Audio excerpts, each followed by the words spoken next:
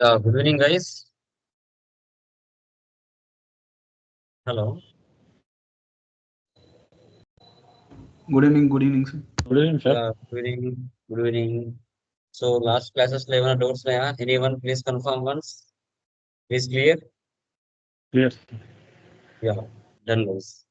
So, today మనం payroll అంటే ఏంటి? పేరోల్ ని మనం ఎందుకు యూజ్ చేస్తారు? యూజ్ చేస్తే టాలీలో మనం ఏ విధంగా ఎంటర్ చేసుకుంటాం అనేది టుడే క్లాస్ లో మనం డిస్కషన్ చేస్తాం. సో, మీ పాయింట్ ఆఫ్ వ్యూలో ఎందుకు యూజ్ చేస్తారు పేరోల్? అసలు పేరోల్ అంటే ఏంటి? మీకు తెలిసిన వరకు చెప్పొచ్చు. What is that meaning? Payroll means ఒక ఎంప్లాయీ అడ్మిషన్ అంటే కంపెనీలో ఒక ఎంప్లాయీని జాయిన్ చేసుకుంటాము, అతనికి సంబంధించిన వివరాలను అందులో సేవ్ చేసుకోవడం. Okay, very good. ఇంకా అండి తెలిసిన వాళ్ళు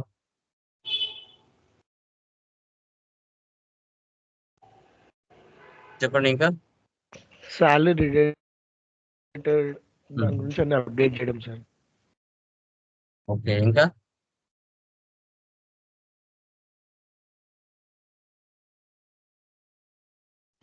so number of days working, if any extra work చేస్తే దానికి తగ్గట్టు శాలరీ అరేంజ్ చేయడం.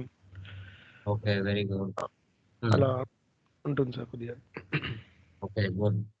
So like very good. So ఎందుకు యూజ్ చేస్తాం వీటిని మ్యాక్సిమం అంటే, మనకి ఒక ఎంప్లాయీ ఒక కంపెనీలో జాయిన్ అయిన తర్వాత ఆ కంపెనీలో సో మనకి ఎంప్లాయీ యొక్క డీటెయిల్స్ అనేది క్లియర్ కట్ గా తీసుకుంటారు. అతనికి ఏ పొజిషన్ ఇచ్చారు కంపెనీలో?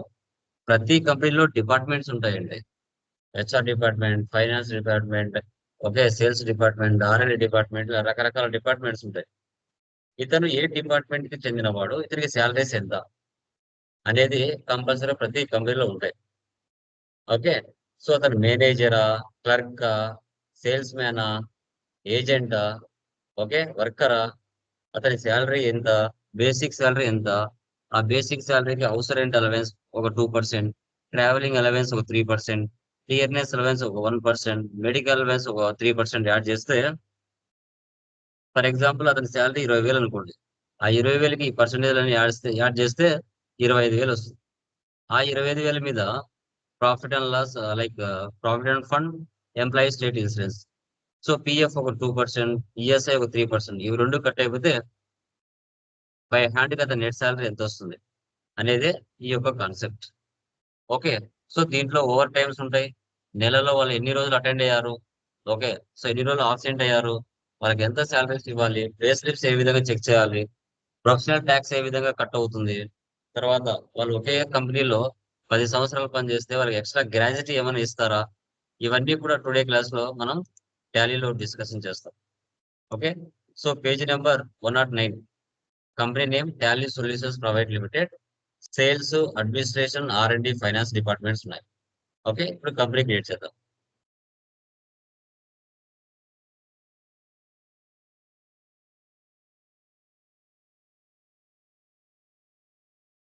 ఆంధ్రప్రదేశ్, కంట్రోల్ ఏ,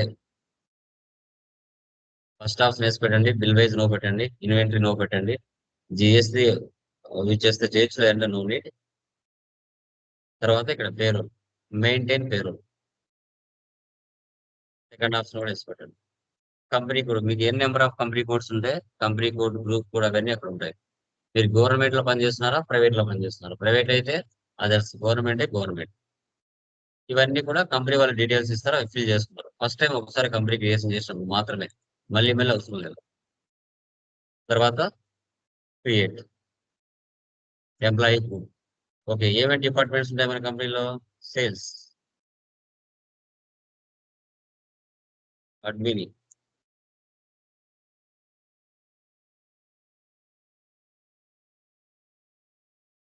తర్వాత ఆర్ఎండి, తర్వాత ఫైనాన్స్, ఎస్కేప్, తర్వాత ఎంప్లాయీ. కొంచెం కన్ఫ్యూజన్ గా ఉంటుంది, వీడియోని 1-2 సార్లు చూడాలి.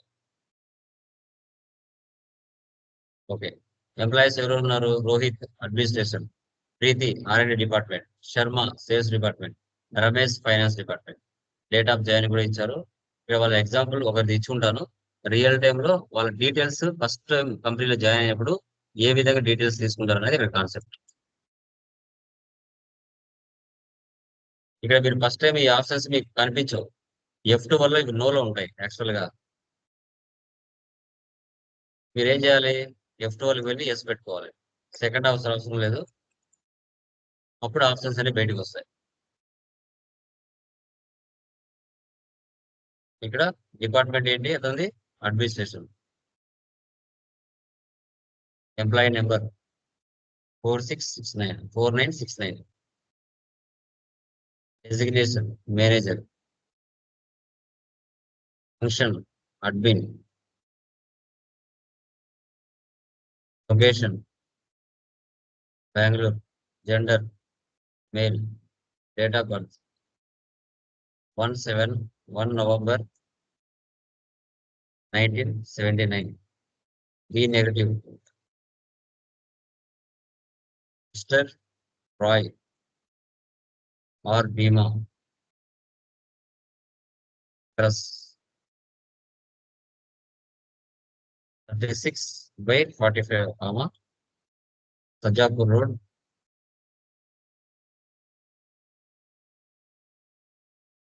Bangalore. రియల్ లో మొబైల్ నెంబర్ ఇచ్చుకోవాలి. రోహిత్ రాయ్ @gmail.com. రియల్ లో ఒరిజినల్ ఇచ్చుకోండి. Provide bank details. మీకు అకౌంట్ నెంబర్ రియల్ లో ఏది ఉంటే అది ఇచ్చుకోవాలి. IFSC code.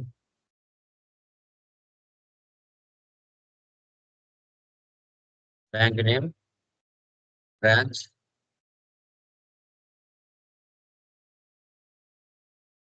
End of list. తర్వాత పాన్ నెంబర్ ఉంటే రియల్ లో పాన్ నెంబర్ ఇచ్చుకోండి.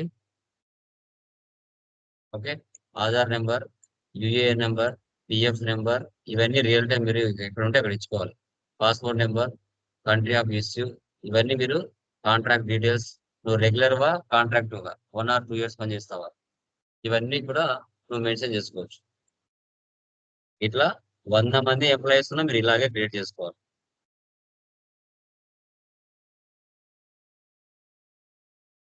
R&D department, control A. Sharma sales department, control A. Ramesh finance department, control A. Escape.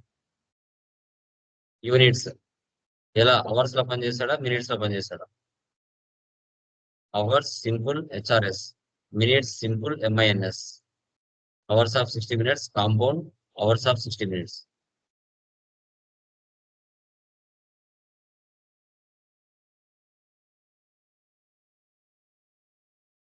Escape. Compound hours of 60 minutes. Escape. Attendance and production time. Present, attendance leave with pay, days. Absent, leave without pay, days. Overtime, production.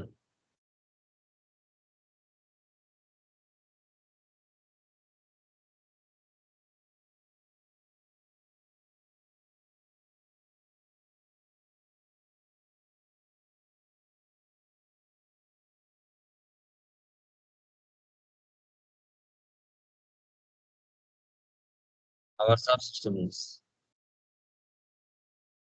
ఇలా enter చేసుకోవాలి.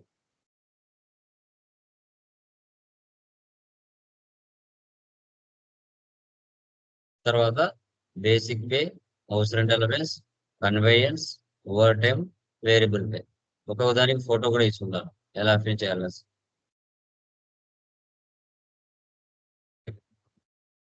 Pay heads.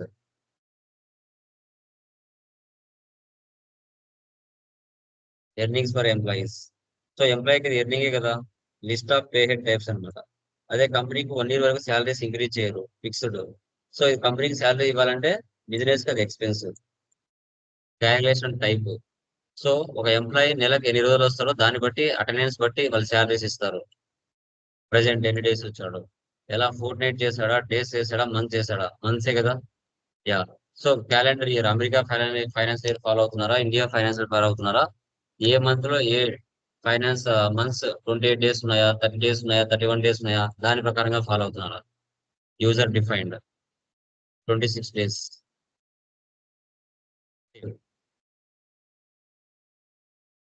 తర్వాత మా కంపెనీలో పనిచేసే employees కి house rent కూడా ఇంత allowance ఇస్తున్నాం అనేసి కంపెనీస్ షో చేసుకుంటాయి.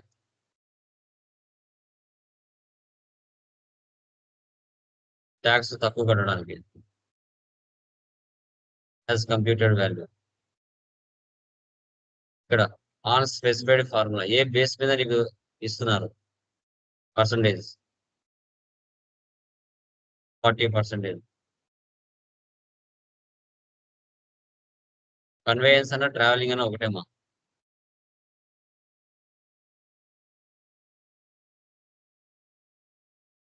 ఫ్లాట్ రేట్ ఎందుకంటే నీ యొక్క డెసిగ్నేషన్ బట్టి వాళ్ళు నీకు ఫిక్స్ చేస్తారు శాలరీస్ కానీ ఏవైనా కానీ ఫెసిలిటీస్ కానీ. అందరికి ఒకే ఫెసిలిటీస్ ఉండవు. ఓవర్ టైం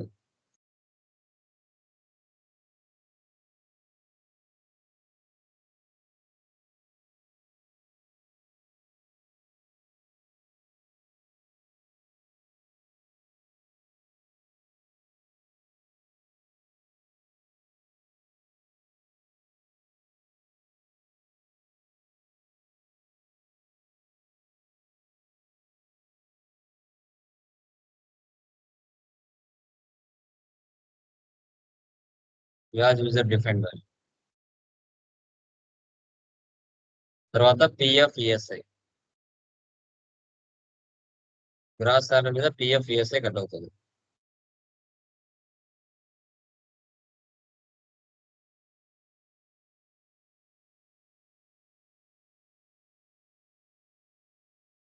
ఎంప్లాయీ స్టాచర్ డిడక్షన్స్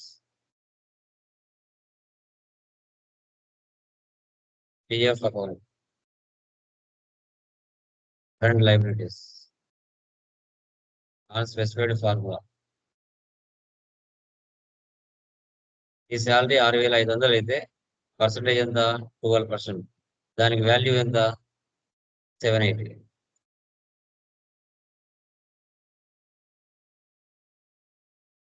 ఇదంతా మీరు చదువుకోవచ్చు అమ్మా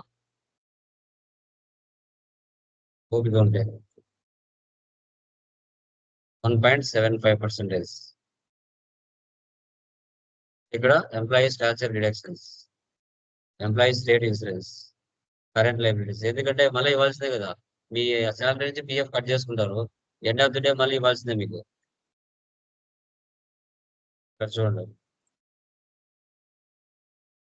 అన్స్పెసిఫైడ్ ఫార్ములా బేసిక్ పే మళ్ళీ యాడ్ చేయండి, హౌస్ రెంట్ మళ్ళీ యాడ్ చేయండి, కన్వేయన్స్ మళ్ళీ యాడ్ చేయండి, ఓవర్ టైం 1.75%. తర్వాత ప్రొఫెషనల్ ట్యాక్స్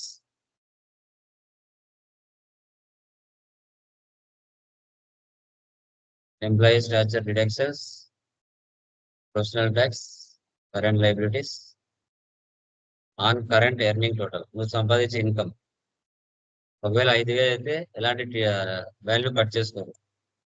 5,000 నుంచి 8,000 మధ్యలో నీ శాలరీ ఉంటే నీ మీద ప్రొఫెషనల్ ట్యాక్స్ 60 రూపీస్. 8,000 నుంచి 10,000 మధ్యలో ఉంటే 100 రూపీస్. 10,000 నుంచి 15,000 మధ్యలో ఉంటే 150. 15,000 నుంచి అంత పైన ఉంటే 200.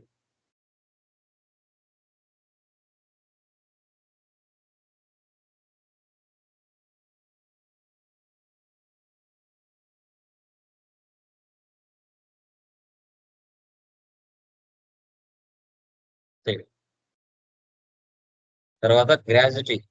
ఒకే కంపెనీలో నువ్వు 10 సంవత్సరాలు పనిచేసావంటే గ్రాడ్యుటీ.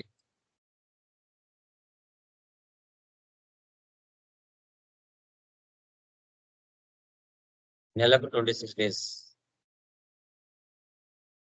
60 నెలలు అంటే 5 సంవత్సరాలు. 120 నెలలు అంటే 10 సంవత్సరాలు.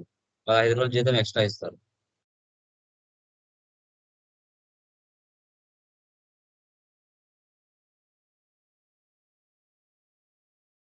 ఓకే, తర్వాత ఎంప్లాయీస్ కి శాలరీస్ డిఫైన్ చేయాలి. ఆల్టర్ కొంచెం కన్ఫ్యూజన్ గా ఉంటుంది, 1-2 సార్లు చేయాలి. డిఫైన్ శాలరీ ఫస్ట్ సెటప్ చేసుకోవాలి. ఆర్డర్ సెటప్ చేసుకోవాలి. Basic pay, house rent, conveyance, overtime, variable, personal tax, employee PF, employee gratuity. First ప్రైమరీకి సెటప్ చేసుకున్నాం, తర్వాత రోహిత్ రాయ్కి ఇద్దాం. 1 copy from employee group. Basic pay 7,000, conveyance 500, overtime 40. Control A. మళ్ళీ కిందికి రండి, మిగతా వాళ్ళకి ఉంటాయి. ప్రీతి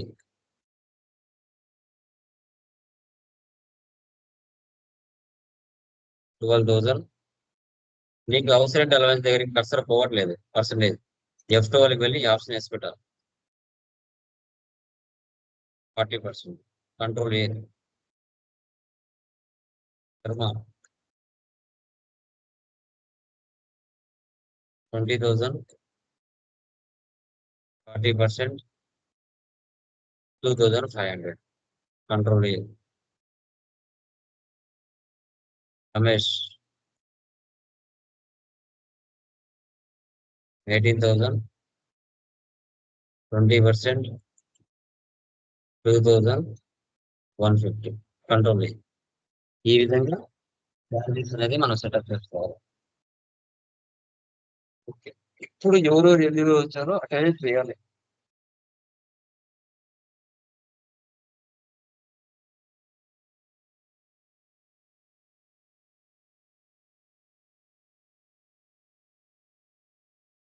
కంట్రోల్ F5.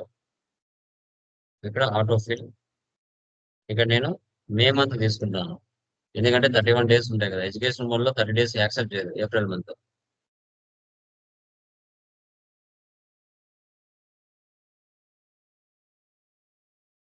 ముందుగా other vouchers, attendance,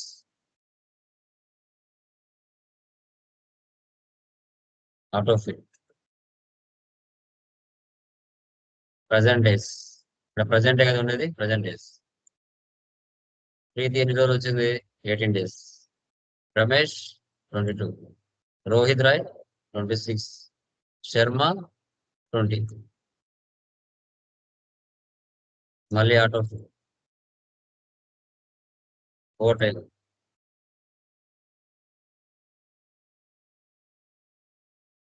Rohit Rai 720 minutes, Sharma 360 minutes. Manual type చేసుకోవాలి మినిట్స్ అనేది. ఓకే, సో తర్వాత variable pay, control plus F4 ఇవ్వండి. తర్వాత డేట్ ఒకసారి ఇచ్చుకోండి, 1/5. ఆటో ఫిల్ ఇవ్వండి. శాలరీ ఇక్కడ 62,906 వచ్చింది. ఇక్కడ 65,406 వచ్చింది. ఫస్ట్ సేవ్ చేయండి, తర్వాత పేజ్ అప్ ఇవ్వండి. సో వేరియబుల్ పే ఎవరికి ఇచ్చారు? రోహిత్ రాయ్కి, శర్మకి. వాళ్ళకి ఇక్కడ లాస్ట్ లో ఇవ్వాలి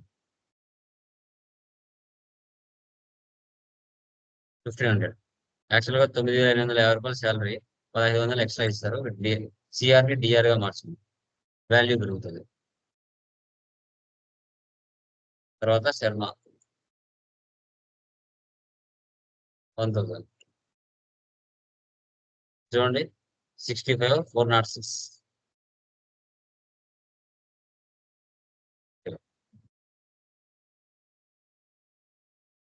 తర్వాత professional tax payment, auto fill, professional tax 700. ఎవరి మీద ఎంత పే చేశారు? 150, 200, 150, 200, 150, 200, 150, 200.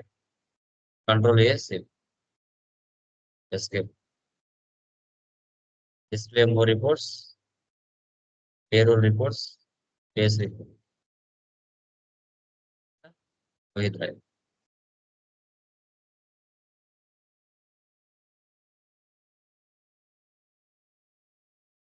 $26 days, 12 hours. ఓకే, అతని శాలరీ 12,280. పిఎఫ్ ఈఎస్ఐ కట్ అవ్వగా 1,118 రూపాయలు కట్ అయింది. 11,120 రూపాయలు అతనికి వస్తుంది. Sharma 20 days, 6 hours, 31,500 salary. PF ESI 1,510 రూపాయలు కట్ అవ్వగా 29,980 రూపాయలు బై హ్యాండ్ వస్తుంది.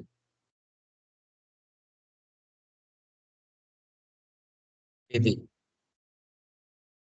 16,500. దాని మీద 1274 రూపాయలు కట్ అవ్వగా 15,520 రూపాయలు బై హ్యాండ్ వస్తుంది. సో ఈ విధంగా మనం పేరోల్లో ఎంప్లాయీస్ కి క్రియేషన్, అటెండెన్స్, ఓవర్ టైం, తర్వాత ప్రొఫెషనల్ ట్యాక్స్ ఇవన్నీ కట్ అవ్వగా ఈ విధంగా మనం ఎంటర్ చేయొచ్చు. Okay, clear? కన్ఫ్యూజ్ అవుతుంది, 1-2 సార్లు చూడాలి నిదానంగా. కన్ఫ్యూజన్ గానే ఉంటుంది. కన్ఫ్యూజన్ గా ఉంది సార్. ఉంటదండి, 100% ఉంటది. నేనే రికార్డింగ్ చేయడానికి స్టార్టింగ్ లో కొత్తగా టాలీ ఫ్రేమ్ వచ్చినప్పుడు నేనే 2-3 సార్లు రిహార్సల్ చేస్తే గానీ వీడియో రికార్డ్ చేయలేకపోయాం. అంటే ఏదైనా కూడా అంతే, మీకైనా అంతే, నాకైనా అంతే, ఎవరికైనా అంతే. ఫస్ట్ టైం మనం చేస్తున్నప్పుడు ఆటోమేటిక్ గా స్టార్టింగ్ లో అలాగే ఉంటుంది. ఓకేనా? సో అది క్లియర్. ఏమైనా డౌట్స్ ఉన్నాయా దీంట్లో? ఎనీవన్? ఇది చేస్తే కానీ మళ్ళీ డౌట్స్ వస్తాయి సార్. ఇక్కడ పే హెడ్ లో బేసిక్ పే నార్మల్గా మంత్ కి 30 డేస్ ఉంటాయి కదా. అవును. ఇక్కడ మనం user defined months of 26 days అని అట్లా పెట్టు. అంటే మనం ఫాలో అయ్యే క్యాలెండర్, క్యాలెండర్ మంత్ ఎలా ఉంటే అలా ఫాలో అవుతామా? లేదు మనకు యూజర్ డిఫైన్ పెట్టుకున్నాం, నువ్వు ఎన్ని రోజులు వస్తే అన్ని రోజులేనా? 26 అయితే 26, 25 అయితే 25, 20 అయితే 20. ఓకే, అలా మీరు ఎంత కావాలంటే అంత పెట్టుకోవచ్చు. సండేస్ వెళ్ళిపోయి 26 వచ్చేది, లేదు తక్కువ వచ్చారు, ఓకే, దాన్ని బట్టి మనం సెట్ చేసుకోవచ్చు, మార్చుకోవచ్చు, ఏం ప్రాబ్లం లేదు. అందాజుగా నెలకు 26 రోజులే కదా, 4 months 4 days మనకు లీవ్స్ వెళ్తే అవును. ఒక నెల 28 రోజులు ఉండొచ్చు, ఒక నెల 31 రోజులు ఉండొచ్చు. అది బేస్డ్ ఆన్ ఎగ్జాంపుల్. మనం అంటే మంత్లీ చేంజ్ చేసుకోవాలా మళ్ళీ అక్కడ? మార్చుకోవాల్సి వస్తుంది. అది మనకు అలా కాకూడదు అనుకుంటే టీడీఎల్స్ చేయించుకోవాలి, టాలీ డెఫినేషన్ లాంగ్వేజ్. టీడీఎల్స్ చేయించుకుంటే మనం మార్చుకోకుండా సెటప్ చేసుకోవచ్చు. అలా. ఓకే, క్లియరా?